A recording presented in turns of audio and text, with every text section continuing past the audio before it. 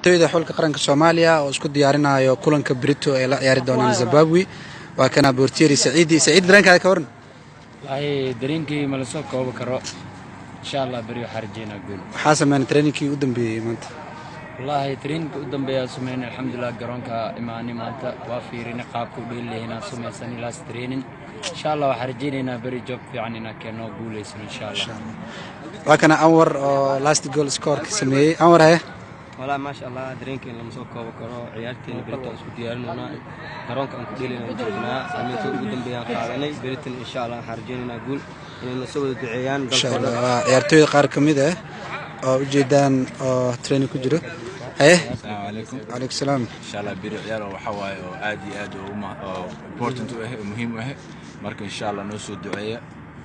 فرحان. تبارك الله فيك. فرحان. زين. كورن درين كابري. How you feeling? درين أو حواي كل جيم ما هو Soomaali ضد واي.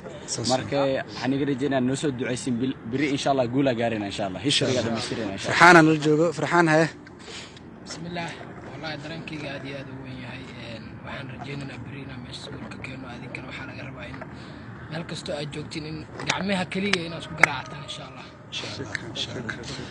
Cabdiqaadir kamid ah dadka Soomaalida nagu soo dhaweeyay ee dalka Zimbabwe Cabdiqaadir soo dhaweyntada kaaga mahad celinayna ka waran Zimbabwe Soomaaliya bari taageerayaal badan ma sii doontaa taageerayaal badan insha Allah South Africa insha Allah Zambia ka imaanayaan meel badan ay ka imaanayaan insha Allah insha Allah taageerina insha Allah gool